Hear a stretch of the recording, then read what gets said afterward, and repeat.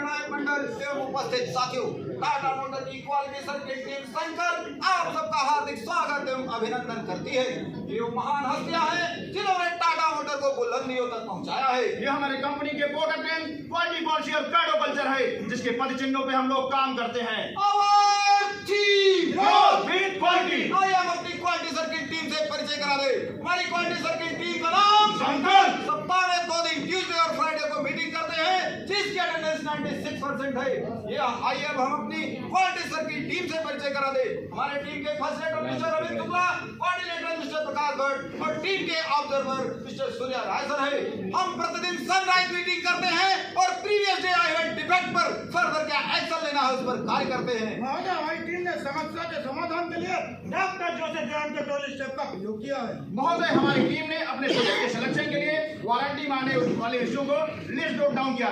इसके पश्चात हमने उन्हें ए और बी सी का ए बी और सी कैटेगरी में कैटेगराइज किया। जब ए टाइप की समस्या का हम पैरेटो एनालिसिस करके देखा तो ए बी की समस्या का कंट्रीब्यूशन सबसे अधिक था, इसलिए इसको अपने प्रोजेक्ट के रूप में सेलेक्ट किया।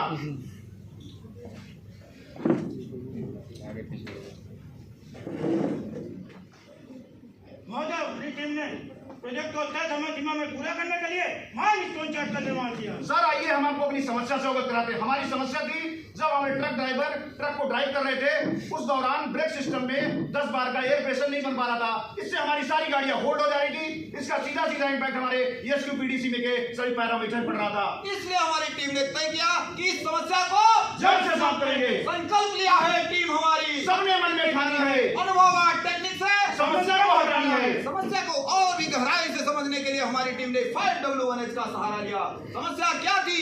जब हमारे ट्रक ड्राइवर ट्रक को ड्राइव कर रहे थे, उस दौरान ब्रेक सिस्टम में 10 बार का एयर प्रेशर नहीं बन पा रहा था। समस्या कहाँ आ रही थी? समस्या 5 किलोमीटर और दिल्ली गुड़गांव से रिपोर्ट हो रही थी। ये समस्या कौन बता रहा था? इस समस्या को हमारे डीलरशिप और कस्टमर टीम बता रही थी। ये समस्या कब आ रही थी? ये सितंबर 2025 से और ट्रक ड्राइविंग के दौरान आ रही थी। इसको समस्या क्यों माना गया और ये कितनी गंभीर थी? इसको समस्या हमने इसलिए माना, मान लीजिए कि हम अपनी ट्रक का ड्राइव कर रहे होते हैं और उसके एयर सिस्टम में यदि 10 बार का प्रेशर मेंटेन नहीं होगा तो उसे अनबैलेंस ब्रेक लग सकती है, जिसके कारण इस तरह के दुर्घटना हो सकती है।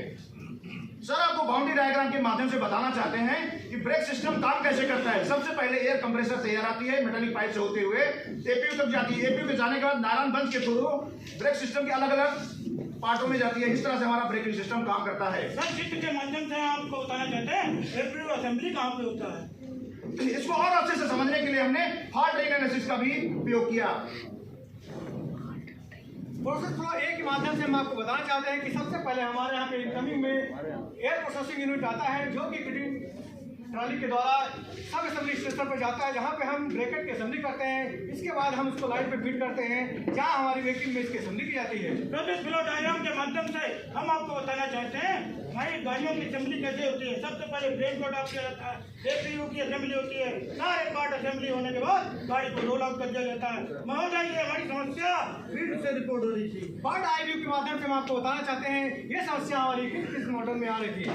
तो क्या आपने फैमिली वाइज इसका एनालिसिस किया? जब हम इसका फैमिली वाइज एनालिसिस कर रहे थे तो हमने पाया कि ये ट्रक, टेलर और टिपर के तीनों मॉडल से रिपोर्ट हो रही थी। और आपने मॉडल वाइज इसका एनालिसिस किया? हाँ जी, जब मॉडल वाइज हमने इसको देखा तो हमने पाया कि ये एलपीके और एलपीएस के दोनों ही मॉडल में रिपोर्ट हुई थी, जबकि एलपीएस 5532 में ये सबसे ज्यादा प्रॉब्लम आ रही थी। तो क्या ये प्रॉब्लम स्टार्टिंग से ही आ रही थी? नहीं, ये 20,000 किलोमीटर से 30,000 किलोमीटर के रेंज में आ रही थी।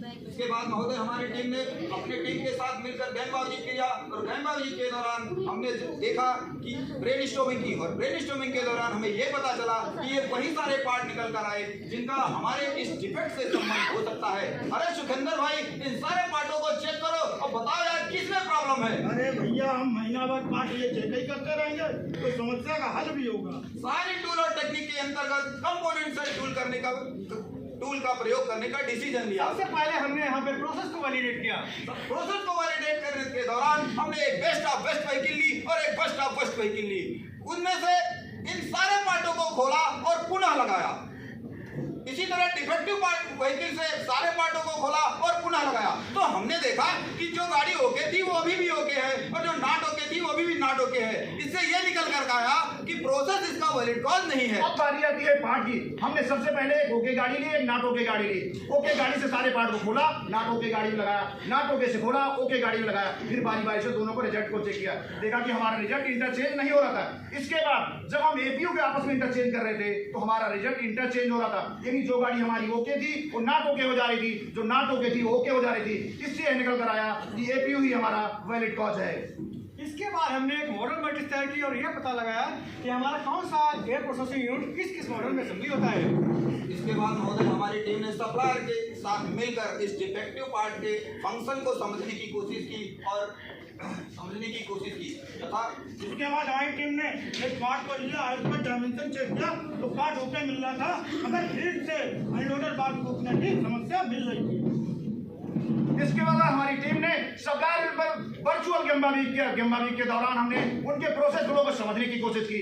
एपीयू की असेंबली कैसे होती है, अनलोडर वाल्व की असेंबली कैसे होती है, उसकी टेस्टिंग कैसे होती है, उसका लीकेज टेस्ट कैसे होता है, उसका इंस्पेक्शन कैसे होता है और डिफेक्टिव मीटर पास कैसे हुआ। इन सारे जद्दोजहद करने के बाद महोदय हमारी टीम ने पुनः ब्रेनस्टॉर्मिंग किया और ब्रेनस्टॉर्मिंग के दौरान कुछ तथ्य निकल कर सामने आए। इन तथ्यों को इसी कवर डायग्राम के माध्यम से मैन मशीन मटेरियल मेथड और एनवायरनमेंट में रखकर देखा और वैलिडेशन करना शुरू किया।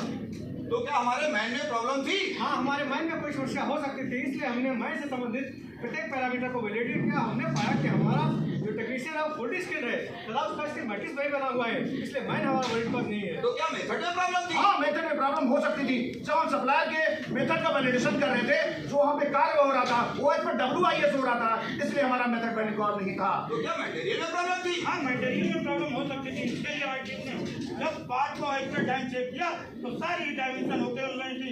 इसके बाद हमारी टीम ने सप्लायर एंड से मेट्रोलॉजी रिपोर्ट मांगी तो मेट्रोलॉजी रिपोर्ट जो बनी, इसलिए मटेरियल हमारा वैलिड कॉज नहीं है। तो क्या मशीन में प्रॉब्लम थी? हाँ जी, मशीन में कोई समस्या हो सकती थी। जब हम मशीन के पैरामीटर को वैलिडेट कर रहे थे उस दौरान हमने पाया कि मशीन के सभी पैरामीटर बिल्कुल सही है, इसलिए मशीन हमारा वैलिड कॉज नहीं है।